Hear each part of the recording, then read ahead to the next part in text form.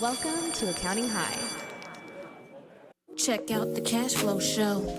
We discuss topics like getting paid on time, profitability, and managing your bottom line, payroll best practices, the best apps to use, and cash flow forecasting tools. So if you're a small business owner, your help's right around the corner. Fret not. Tune in as Scott and Nikole help you reach your goals on the cash flow show. The cash flow show.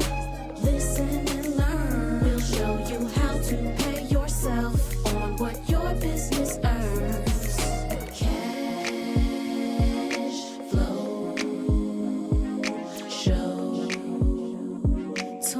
With Nikole and OKR.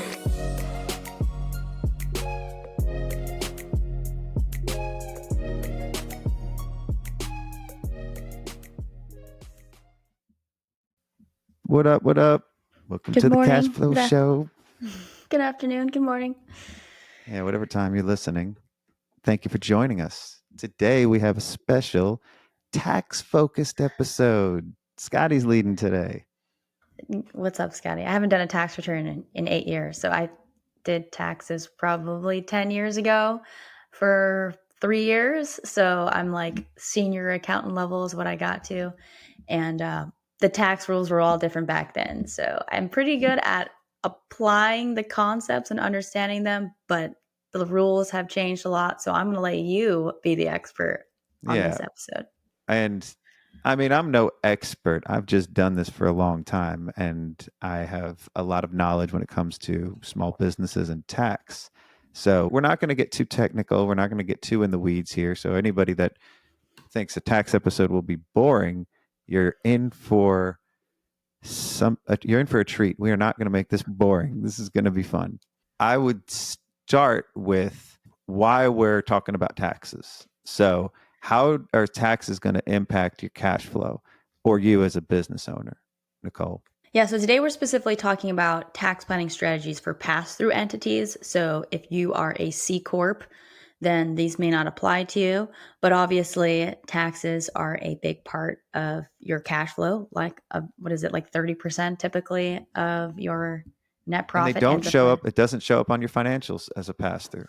Yeah, that's exactly right. Your taxes, your income taxes don't show up on your P&L because they end up, you're taxed personally if you own a pass-through entity, you get what is called a K-1 at the end of the year. And basically what that K-1 reports is your net profit from your S-Corp or partnership or whatever type of entity you have. And then you take, it's kind of like a W-2, right? But you actually get a K-1 form. And then that's the number that you put on your personal tax return. And as a tax accountant, we deal with that a lot. And clients that are S-Corps, what we do is during the year, we will help them determine what their tax is going to be so they know the impact. And so they're not just spending all of their money and then don't have anything for taxes. So we're planning throughout the year. We're doing extra withholding for them. We might be doing estimated payments so they're prepared for the taxes at the end of the year. So for some of you business owners that don't have any of that or aren't working with anybody year round, or your tax accountant's just not doing anything to help you when it comes to planning for taxes, some of the strategies that we'll talk about are things that we've done for decades at our firm. Yeah, I think the key there, and it's funny because every once in a while I'll get a prospect that comes to us and they'll start on the sales call, they'll start bad mouthing their tax accountant that they're not proactive in doing any planning. Meanwhile, they're coming to me and they haven't had their books together in 2 years. So foundationally, we need to have our books up to date if we want to do any sort of planning, right? Your tax accountant needs to know what you've done year to date in order to help you. And then there's two types of ways that you can pay in your personal taxes. One would be through your W-2 withholding. So if you're getting a paycheck every couple of weeks, just like your employees, you've got tax that you can withhold from those payments.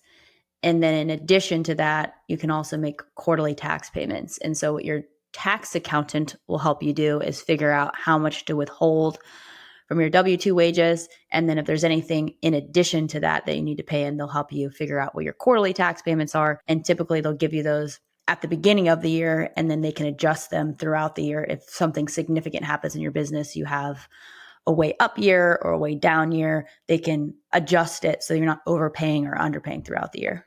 Mm-hmm. If you work with somebody like us at my firm, what we're doing is we're doing that either monthly, typically quarterly, where we update a forecast for their taxes and then we update their withholding. Usually what we do for the owner is they're on a W-2 and most all of their salary just goes to taxes. So we'll talk about that a little bit later in this episode, where we're maximizing their salary to distribution ratio. So they save in taxes and they pay the least amount that they can as the owner of the S-Corp. So we'll get through that a little later, but let's at least outline what are the different types of pass-through entities. So you mentioned what a pass-through entity was, and you said S-Corps. We have an episode on that. I might have to look up the episode number, but we talked about S-Corps. But typically you're looking at either a partnership or an S-Corp as these pass-through entities. They could be taxed. You could be an INC as an S-Corp or an LLC as an S-Corp. Partnerships are typically professional LLCs or PLLCs. So your entity structure in those, the entity itself is not taxed on a corporate level like a C-Corp, like you mentioned. It's passing through. As a pass-through entity, there's things that you can do to save in taxes. First, being a pass-through entity could in and of itself save you taxes. And we talked about that on the S-Corp episode, where you're not getting hit with self-employment tax on your individual return. So that's a 15.3% savings on all of that self-employment tax. I have a question. Yeah. Now, let's say I have another owner. Why would I choose, why would I be an S-Corp versus a partnership, or a partnership versus an S-Corp? That's a great question. So multiple owners by default are partnerships, and all partnership income is hit with self-employment tax. So the basic difference is on an S-Corp, you're getting a K1. On your individual return, you're not getting hit with that extra 15.3% self-employment tax. But for a partnership, you get a K1 and you still get hit with that. So it's just the difference in how it's taxed. There are other legal things, but on a tax level, you're better off as an S-Corp and a multiple owner S-Corp. But by default, multiple owners and an LLC or any kind of business is going to be taxed as a partnership. So you would have to elect to be taxed as an S-Corp. Right. I think, the S-Corps is a little more strict. So usually we see law firms, accounting firms, professional service firms tax as partnerships because it gives you more flexibility. With S-Corps, if we're 50-50 partners and I take a draw, then you have to take the equivalent draw. With partnerships, let's say you have different types of partners, right? You can be a little more creative with compensation and there's more flexibility there than an S-Corp would be, which is more rigid. So that's why a lot of professional services that have a lot of partners, if you have more than 2 partners, you're probably wanting to be in a partnership. So you have that flexibility. Because that partner that has that, your distribution split has to be proportional. So if, you own 10% and you've taken out $10,000, everybody else that has 10% has to take out $10,000. Just like you said, that was a really good point. So S-Corps are restrictive in that you may be saving in taxes, but there's other things that if you're doing it wrong, they would revoke your S-Corp election and then back tax you on everything. So important to discuss this with a tax professional, but that is a big tax savings area for those single owner businesses that don't have to deal with other multiple owners. So. Yeah, most of the clients that we work at Momentum are either S-Corp. We do have some partnerships, and then any of our traditional SaaS startup companies are C-Corps. Typically, if you want to raise money, you're going to end up being in a C-Corp. If you're just a traditional, you just started your business, solo owner, not getting investor money or anything, and you're at a certain net income level, typically your tax accountant's going to recommend making the S-Corp election. One thing we didn't talk about, the differences in the S-Corp taxation and a C-Corp. So C-Corps are taxed at that entity level. And then also the income that you get, any distributions that you've had on that as an owner would come in the form of a dividend. You're paying taxes on that on a personal level. So that's where you get into double taxation. So some of the income could be hit with taxes twice for you. And that's another savings for the S-Corp versus a C-Corp. C Corp, you don't have a self-employment tax, but you are getting hit with a tax for any of the distributions and also on your W-2. So the salary that you take has taxes taken out on that. And then that's also taxed on your individual level too.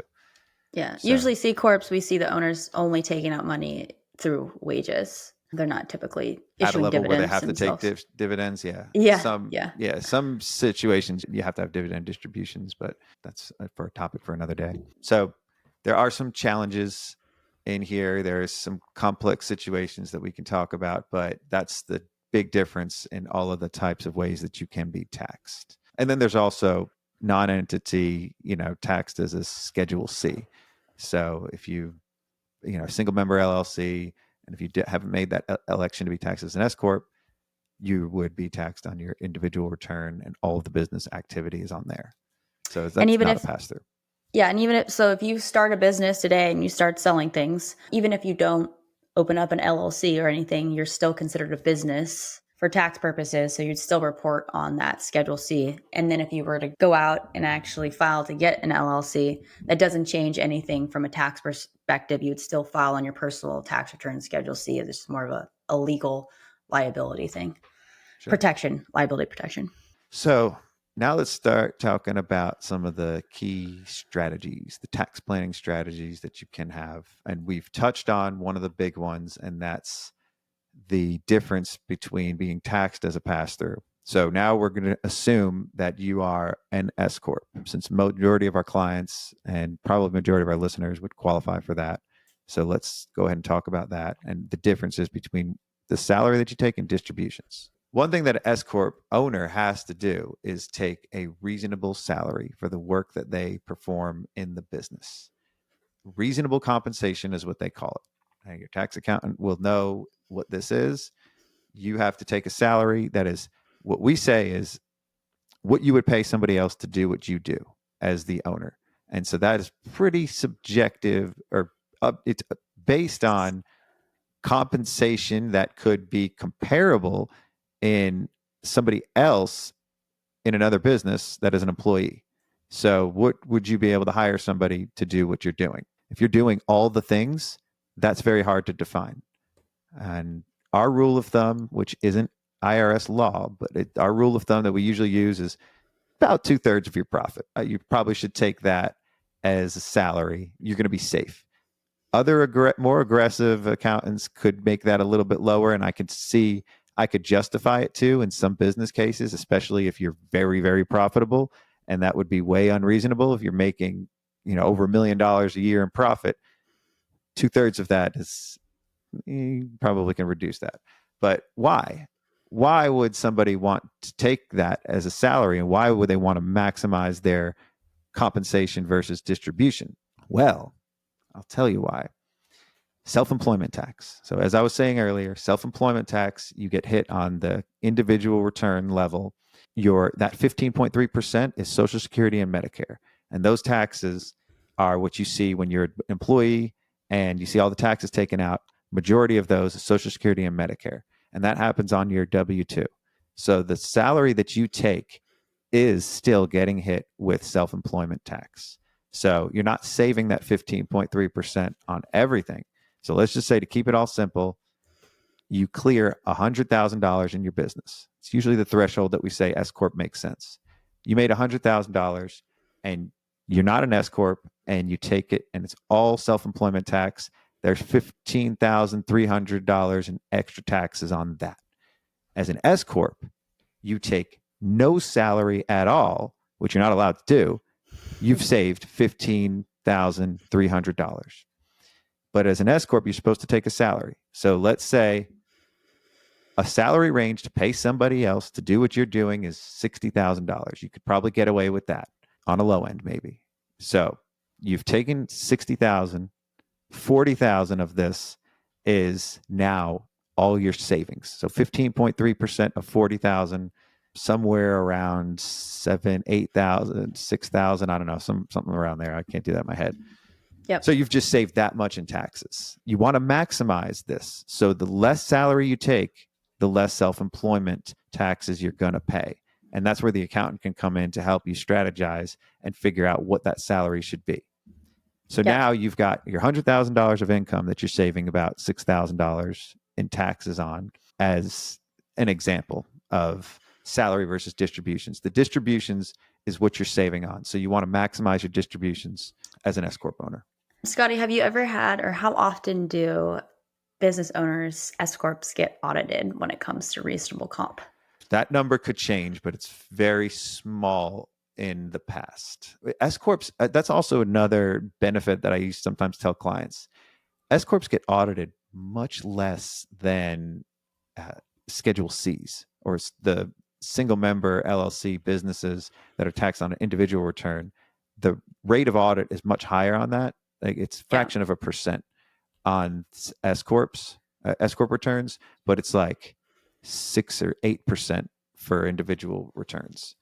So it's a much higher percentage. Yeah, because the idea is that like if you have an S-Corp, you have your stuff together, you actually have a balance sheet, and you're probably, hopefully working with a real tax accountant, not filing it on your own anymore on TurboTax. And TurboTax is pretty expensive to file on your own as an S-Corp. You probably shouldn't do that anyway, because there's so many things that people don't understand or know. I don't even file my tax return anymore. I would never recommend anybody file a business tax return on TurboTax because it's way more complex than an individual return. Yeah. I was going to add one more thing there and clarity, because business owners always get this confused. So when you take a distribution from your S-Corp, and so that's basically just moving money from your business account to your personal account, that money is not taxed. You're not taxed on distributions. You're taxed on the net income of your business. So if you look at your profit and loss statement and see what your net income is, there's going to be a few add backs like meals and entertainment and other things, but it's going to be about that net profit number that you'll end up being taxed on. And again, that goes on your K1. Mm-hmm. Mm-hmm. Yeah. A lot of things happen on the K1 at the end of the year. A lot carries on to that. That affects you in different ways. Let's talk about some of these other key planning strategies too. Retirement planning.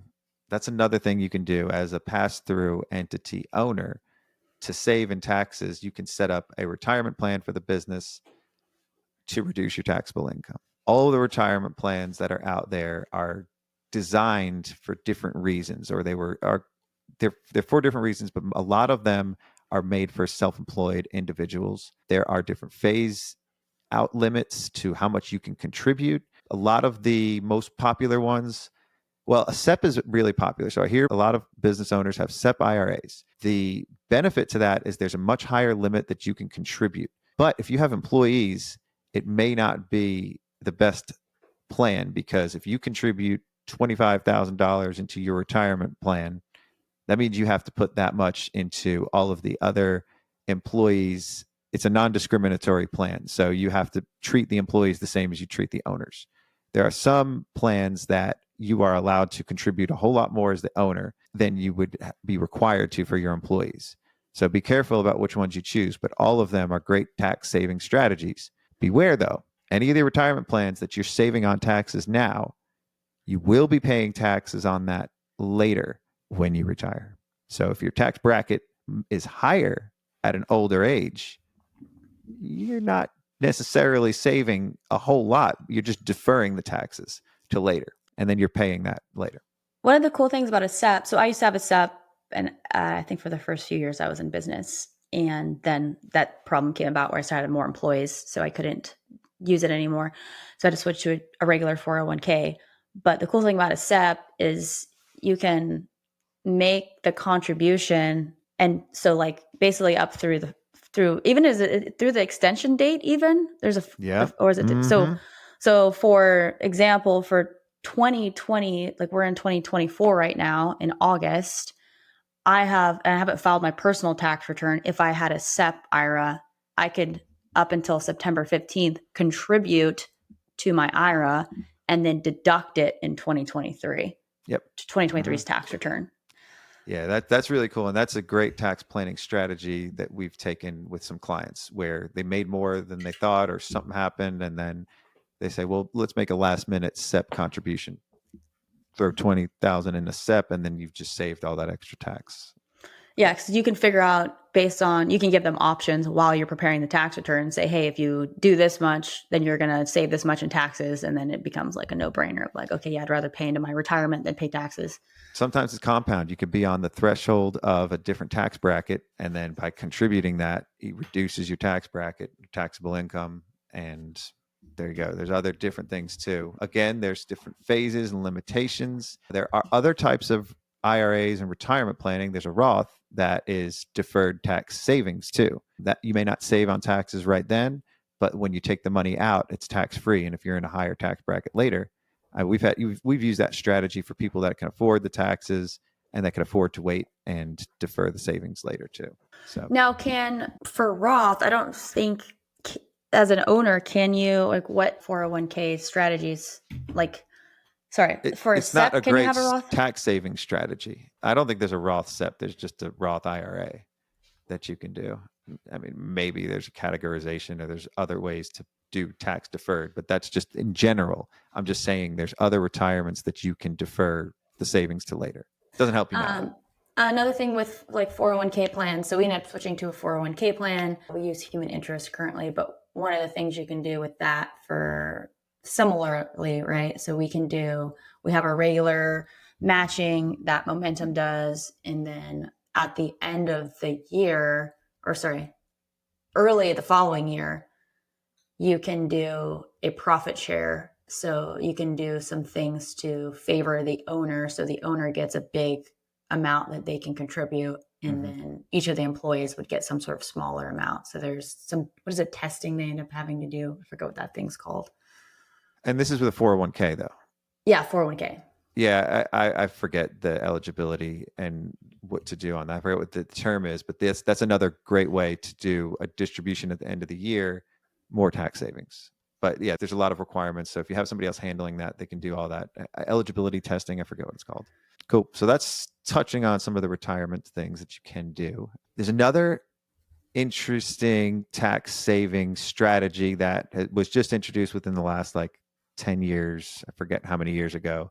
And during the Tax Cuts and Jobs Acts, this is the Section 199A deduction. This is called the Qualified Business Income Deduction, or QBI. You're going to see a lot of different phrases when people are talking about that or describing it. But essentially, what it is, 20% of your qualified business income is deducted for pass-through entities. So there's another savings on top of all the other stuff we were talking about if you qualify. I know a lot of our listeners are probably performance or service-based businesses or professional services. There are some restrictions to that for service-based businesses. So SS, standard service-based, I forgot the acronym, SSTB, specified service, trade, or business. There are some limitations and phase-outs for eligibility for that. So just be careful thinking I should have another 20% tax savings. Well, you might not qualify to, or you might have phased out. Yeah, let me just add some key things here that I've just learned today. So if you're let's say you're an accountant or an attorney, you perform a professional service, your deductions phased out. I think it was 180 something thousand.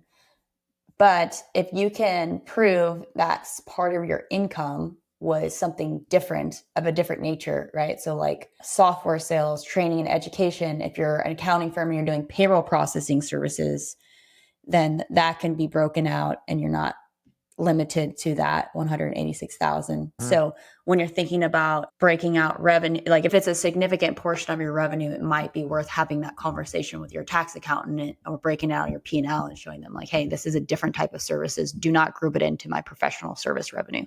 Yes. And we've done that with clients where we've allocated, and that all has to happen during the year within the planning for that. It's hard to try to look back and allocate all of that. So, these are the things you should do ahead of time. So then when it's tax time, it's all clean. The books are clean and you've got that distribution and everything allocated. So this is a good overview. We're going to continue this conversation. We're going to talk more about our key strategies. This is just our top ones for pass-through entities. Anything else you want to add, Nikole? Nope. I think that covered it for now. All right. Well, thanks for tuning in. And if you need more tax strategies, come find us on LinkedIn. We'll have some links in the show notes too. Thanks, homies. Yeah. Thanks, guys. See you, Scotty.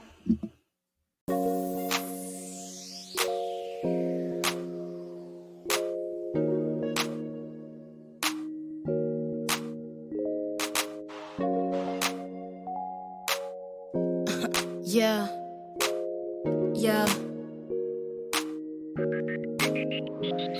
So you're drowning in cash flow issues. You run a business, but feel like it's running you. Customers won't pay, but you got bills due. It appears you won't have enough for payroll coming up soon. It seems like you running nowhere fast. You work hard, but never able to withdraw cash from the business. You get more customers, hire more employees, but still take home hardly anything. You feel like you're on a hamster wheel, frustrated cause the battle's always uphill.